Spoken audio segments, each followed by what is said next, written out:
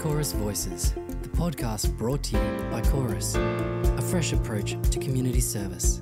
Settle in, listen in, and enjoy the voices who bring you reflections, musings, and stories from our community.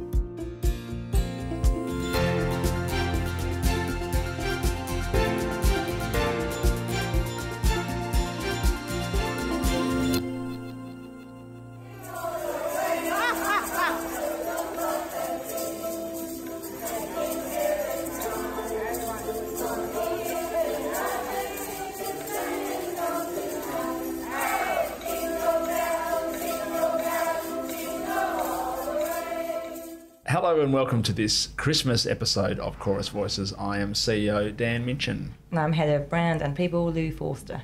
So Lou, we have got a bit of a gang in the studio with us today while we reflect on 2019 and the year that was. Yep, and I will let them introduce themselves. Hi, I'm Judith Hatton. I produce the podcast and meet some fantastic people and do some great interviews with them. Hi, I'm Frances Sheehan. I work for the Regional Assessment Service, going out and assessing predominantly older people for in-home support. Hi, I'm Gloria Caceres. I'm one of the coordinators of Chorus. I'm coordinate a program called ACH, Assistant Care for Housing, for people at risk of homeless. And the regular listener will recognise those voices because these folks, Gloria, Frances and Judith, have all been on the podcast this year. Yes, we've had a couple of chances to meet everybody, and Judith's been in and out of a few of the podcasts, which has been great. And so we thought we'd reflect on the year that was, 2019, our second year going on the podcast, and I think this will be episode 40 when we go live at Christmas. I think I might kick off with two of the standouts for me. At the beginning of the year, we did a 3-part series on loneliness, and that was an idea I had over Christmas and turned into a bit of a big project. Yeah, it was a sort of labour of love, really, wasn't it? Yeah. And got some amazing kind of feedback on it. Yeah. A lot of interest. Lots of interest, and I think we spoke to about 8 people, so it was quite diverse, and I was pretty surprised by how many younger people got in touch. Kind of in my head I was thinking, loneliness, older, but it wasn't necessarily the case. And more recently, just in November of this year, we did a 2-part series on the journey with dementia, and that was, a little bit inspired by an MBA friend of mine and her journey with her mum and her nanas with dementia, and also Jason Burton from Alzheimer's, got in touch and said, "I'd love to be on your podcast." And the one thing I thought was very exciting about Jason getting in touch was that's the first time someone has said, "Can I be on your podcast?" Contacted us, that's right, and we might have given him a T-shirt. So. Yes, definitely. Judith, maybe do you want to tell us a bit about the podcast episode you were involved with Frances and Gloria? Yeah, I've actually a couple of podcasts, in fact 3 altogether, I think, with Frances and Gloria. And they were my most memorable podcasts and my most memorable kind of things for this year for me, because the story I was hoping to tell was just really disturbing. Gloria told me a story about an older man who was living at the back of a factory, and he was cleaning the factory for his rent. Another man was being evicted, and he lived in a landscaping soil place, and he was unwell. He was inhaling the soil. His house was run down. There was another lady who was experiencing financial and emotional abuse from her family. And there were stories that really affected me because it seemed such a crack in the system that people can just live like that and nobody kind of knows or seems to care, or it's okay. And these are people in their 80s and who are just quite vulnerable. And you sort of hear their story, and you can kind of see how a bit of chance, a sliding door moment, and any of our lives could have gone in that direction, and then you find yourself living in a really insecure place, or really unwell and lonely, isolated, whatever. Yeah, I guess it can happen pretty quickly. Yeah. So tell us, Frances, about your experience with the story with the gentleman, who's living in that environment, and how you, came across it, because it wasn't what you were expecting when you woke up that morning, was it? No, definitely not. So I went out to do an assessment with this gentleman. He was referred to us for Meals on Wheels and domestic assistance, so some cleaning in the home. They really weren't what he was needing. He was needing a lot more, and he was there with his support person. Initially, they didn't tell me that he was being evicted from his residence. It all came up as the conversation went on. And that was really good because I was then able to refer him to the Arch program, and it was quite an upsetting assessment. He was very upset throughout, crying a lot, and he was an older gentleman with really poor mobility, chronic health conditions. He needed a lot of help. But you really had to be kind of listening and tuned in, because it wasn't what the form said, it wasn't what the referral said, and you could have easily just sort of moved on, absolutely, yeah. And I'm really glad that him and his carer opened up to me and said, look, this is what's happening. And then, I was able to refer him through to Gloria for the Arch program. But it was definitely a hard assessment, but it had a fantastic outcome. So. And Gloria, in typical form, you were out there the same day. Yeah. Within hours, I think it was. Yeah. I got the referrals. Most of the time, the referrals is quite complex cases, and I read all the notes from my aged care, and I'm thinking, what I'm gonna do here, and I have to use all my skill or all my information I got to where I'm going with this client, because they're all challenging. So in my way to go to see him, I was thinking independent living, the best place for him to live. So I took him in the same day to have a look at independent living, and he loved it. And you would have been like some sort of angel, showing him what might be possible, right? Yeah, and not only me, and I always make sure they got all the support.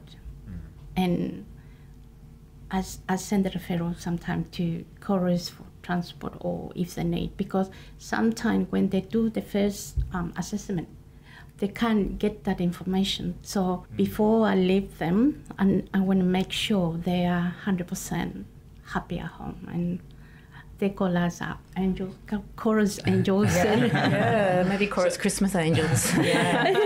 So Frances, you're obviously, upset by that, and you do come into those sort of circumstances from time to time. So why do you do the job you do? It's really fulfilling being able to put a little bit of support in for people, and I personally find the terminally ill clients that we see the hardest. I do struggle with those assessments, but knowing that we can put in some help for these people, even if it's just a little bit of cleaning in the home or a bit of gardening or whatever we end up putting in, it makes such a difference for them, and also for people being able to stay at home in their own home. That's really great as well. What about you, Gloria? I just got one of my clients, Fremantle Hospital, called me to, I need to sell all her stuff because she's going to a nursing home. And I say, the real estate say the house have to be cleaned tomorrow. And I say, how are we going to do this? Anyway, I went to see this lady, and she said to me, I want to go to a nursing home. So they took all the furniture, but I was so lucky because they left the TV on the bed. After 3 days, she called me and she said, I'm not going to a nursing home. Gloria, please, I need your support. I'm going home again. God. Oh my goodness, I said, okay, but she's got a bed. She's got TV. So, okay, I took her home. Now she's got level 4. And it's been... That's support in the home. So it's like, she's so happy. You can't believe how happy is she. Because she decided, yes, I'm going to a nursing home. But she stayed there 3 days. And she said, Gloria, please take me home. So I say, okay, I'm going to take it home, but there's no much in your house. Both of those examples tell us about, if you just follow straight down the line, we don't get the outcome we're going for. Life doesn't go like that, does it? Judith, you were obviously quite moved by this and upset, really. So why do you do this job? I mean, I've loved telling stories all my life, and this is just a really good opportunity to tell some really important stories, I think, because a lot of these things we don't know about. It's kind of hidden, and I think people need to know that there's some situations that aren't ideal for especially older people. I mean, I can't imagine what that's kind of like, and these people don't have anybody, and I feel like we need to be looking out more and noticing more, and by telling these stories, it just puts it out to the world that this is going on, and there are cracks that need to be, and there are things that we can do. Sewn up. And I think the thing about telling stories is that it does bring the reality of some of these situations out, and there's we're all aware of the research and the impression we have that society in Australia is becoming kind of more hard-hearted as time goes on, and I think that's genuine, and I think a lot of it comes back to these sorts of situations are hidden. Older people hidden, people with disability hidden. We're seeing from the Royal Commissions, this is often what we realise is when you have groups of people like that who are vulnerable and perhaps a little bit out of mind, out of sight, as a society we kind of drift away. And so what we all experience, which is an absolute privilege, is the ability to make a small difference. What maybe we can do by sharing our podcast is build greater compassion into the wider community, to understand and support changes that are necessary, so there are less cracks, there are less situations like this. I hope that we provide some entertainment, but also some information and some insight into the types of stories that we tell on Chorus Voices. But I guess to wrap up, the year, I thought I'd ask you guys, something about this year, 2019. And I know that Judith went out and spoke to a few of our colleagues, so we'll cut to those in a minute. But one of the highlights of the year, generally for me, was getting the Chorus trademark. Being part of this journey, we were, 3 organisations, and then we had no name, and then we had Chorus. And so 2 years, 2 months and 3 days after submitting our application, we received our trademark. And at the time we said what we stood for was connecting people, and those stories you guys have told today and you told us during the year are great examples of that. So, what does it mean, just belonging to Chorus or being part of this organisation? I've been working in this field for 40 years, so I'm the oldest in here. Wisest. And sometimes I'm thinking, I can't do this job anymore. It's too much sadness to see people living alone or family abuse them and all that. But when I get beautiful outcome to see them happy, I said, no, come on, I need to go. Keep doing it. Keep going. And Chorus for me is something different because I've been in Perth for only 3 years, so I've been with Chorus for 3 years. I get a lot good outcome. So that's making me happy. How about you, Frances? I think just going out and meeting a wide variety of people and being able to put a little bit of help in the home for them, but also at the same time encouraging them to be as independent as possible. That for me is really special. We want people to stay at home for as long as they can, and I find when I go out and do assessments, that's what people say to me. They want to stay at home, they want to be in their own home and doing as much as they can for themselves, and they might need a little bit of help, and that's fine. There's a couple of things that I think you represent, Frances, if you don't mind me saying.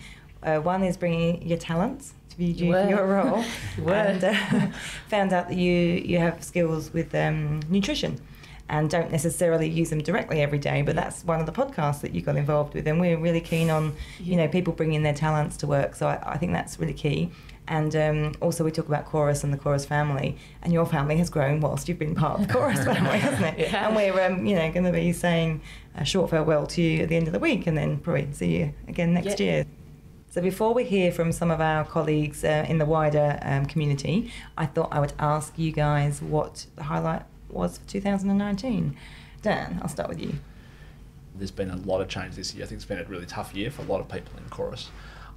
So it's sort of hard for me to pick out a particular moment. I do feel like we're starting to really get clear on what it is that we stand for and what we do that's a bit different, and just by the big things around IT and all this sort of stuff, which tend to occupy most of my time. Every day there's the sorts of stories we've heard about today, and I just literally heard one last week where we have a group of older people who come to a centre down in Kwinana through, so Paula sort of coordinates that one. We also have Andy, who leads our gardening team. Andy's wife runs a daycare for children, and so Paula, via Andy, is connected with Andy's wife, and they've organised a day where the children and the older folks got together for this sort of intergenerational daycare. Yeah, it just happens sort of by its own force, and that's the secret sauce. Everything else goes into making that possible, and so I think I love my job because I get to sort of celebrate those sorts of things when they just pop up. Judith and I were talking about that exact thing before we came to the studio. studio. In actual fact, stay tuned in 2020. Yes. I'm actually going down there tomorrow to talk to some people, so Fantastic. I'm sure it's going to be a It's happening again tomorrow. next Beautiful. year. Yes. Beautiful. Judith, what's your highlight been for 2019, or what's one of them? I don't sort of change people's lives like the amazing Gloria and Francis and so many people across Chorus. I have a writing, editing background, so that's not quite doing what these guys do, but I like to think that I can kind of get stories out there, and so I've really loved driving down the freeway to Rockingham and sitting in a room with Gloria and talking about what she's doing, and then having the opportunity to put that out there to the world. It. Yeah, and you that's can change. There's an infinite number of lives you can change if you get the story right. So. Well, yeah. I mean, I watch a lot of documentaries and listen to radio, and I hear some fantastic things, and I'd like to think that we can put some stuff out there too. That's also really important and enjoyable too. I hope some of our podcasts have been enjoyable because we have fun. Some of it's not so much fun, but we do have fun, and I hope we're leaving a legacy by what we're doing, which is a nice thing to do. Hope so, yeah. Francis, what about you? What's your highlight, do you think, for this year? Oh, I'd probably say doing the nutrition podcast was really fantastic for me. It's just something I'm so passionate about, nutrition, and very much so nutrition for the elderly. And it gave me the opportunity to refresh my knowledge as well, because it's not something I really use on a day-to-day basis. Going through and having a look and, thinking about the podcast was really great. It's really good to hear. Nice one. Nice. Gloria, what's been your highlight this year? Oh, the new system. The new system, a new computer system. Does it make your life easier? No. No. Not yet. Highlight and a low light at the same time? Or? So when I was so depressed, and one day I went for a coffee with Emily, and Emily said, "What's wrong?" And I said, "I cannot understand this new system." So she said to me, "What's your problem?" I said, "I cannot understand how it works." And she showed me 10 minutes. She showed me 10 minutes, sit next to me, and I said, "Wow." Now you get it. My goodness, it was like to have two painkillers. The pain is gone. Now you're teaching other people. That's great. Maybe we get Emily on the podcast. Yeah, I think we have to line her up for 2020 for sure. So Judith, I might get you to introduce, the next bit, which was you out and about with a roving mic. Yeah, so I spoke to a few people and asked them what was their strangest, quirkiest, funniest, generally brackets, most memorable moment of 2019, and here's what they had to say. Some of the best moments for me have been in-house in our team in Carlisle. Some of the smaller scale things that have just been really special moments, two of which stand out in our mind, is every day we're out working very hard, and it's been a year full of changes and uphill changes for us as a team. But two highlights that stand out was the day that we gave Sue from Scheduling, who's absolutely wonderful, like the whole scheduling team is. We gave her our Golden Secretaries Award that we usually give out in the meeting for sort of outstanding work or good deeds, etc. So we gave her that for all the work she does looking after our schedules during the day. And that made her really happy, which was lovely. And it was also that crossing over between teams.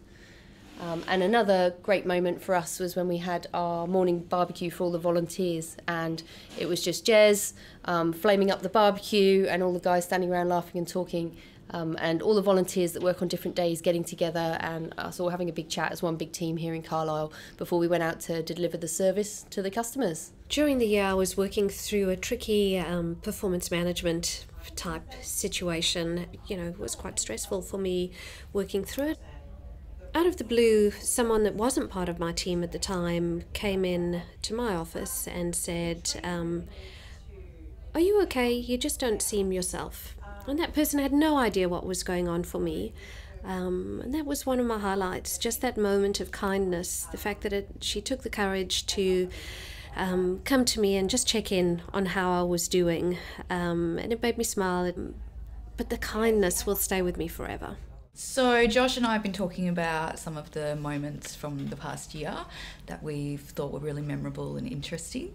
And one of the ones that we thought was very special was when Lee Vaughan, who is the gardening team lead for Carlisle, decided to leave, and then we had a bit of a going away party for him, which was a really, really lovely expression of, I think, how people felt about him and how he'd connected with Chorus. What do you think, Josh? I think what was amazing was how many people drove to Carlisle and came to see him, and they put in for his card and his presents, and it showed how much of an impact he had on Chorus and VTF previously. Yeah, that day, lots of people stood up and spoke about how they felt about him and what he'd sort of brought to their lives. Yeah, not just as a gardening team lead, but as a co-worker and friend. Yeah, and mentor as well. And I think it was just amazing, how many people just choked up and wanted to say something about Lee. So it's a moment we'll always hang on to. Wonderful. Hi, this is Kira Donnelly. My most memorable moment with Chorus in 2019 has definitely been introducing Foodie Fridays in Medina at our Kwinana office. It's been such a great little initiative, and it's still happening. Everyone brings a plate of food on a Friday and we all get together like a family and snack away, and it's been great. So get down there on a Friday and join in. My most memorable moment of 2019 was coming back to work after a period off and coming to work in the front office in customer contact here in Carlisle and meeting a wonderful group of ladies who'd been working here for a while and getting to know them. Before Nick started, we were a bit unsure of how we felt about a man being in the customer contact team. When he walked in and we got to know Nick, we really felt comfortable, and we love him being a part of the team. And we always make a point of lifting office morale by playing little pranks on each other, especially scaring Nick. He made a bad decision or bad idea to tell me that he doesn't scare very easily, so I scare him at least 4 times a day. It's great. And it scares me greatly and can be a little bit embarrassing because I tend to yell an expletive when I get scared. But it certainly does lift office morale, and Amanda enjoys showing off by getting other people to watch her scare me and at times video it as well. Hello, my name is Nikki. When I was a part of the COG team, and part of our role was to take photos of ourselves connecting with other Chorus staff members, but I forgot to take my photos with people, so I ended up using Snapchat, very sophisticated software, to cut photos of my face and post them on other people's photos that I connected with. Hello, my name is Jane Whitnome. One of my most memorable moments for Chorus during 2019 was taking a photo with my Chorus cap at the Kyoto 1000 Gate Shrine and posting it on Facebook. So thanks to Judith for going out and talking to our colleagues across Chorus. I loved hearing people's highlights and quirky stories from the year. So look, that's it for Chorus Voices for 2019. I want to thank you, Gloria. Thank you. I want to thank you, Frances. Thank you. And Judith. Thank you. And Louise. Oh, thank you. And I'm Dan Minchin from Chorus, and it's an absolute privilege to have been part of Chorus Voices this year. We'll see you again in 2020.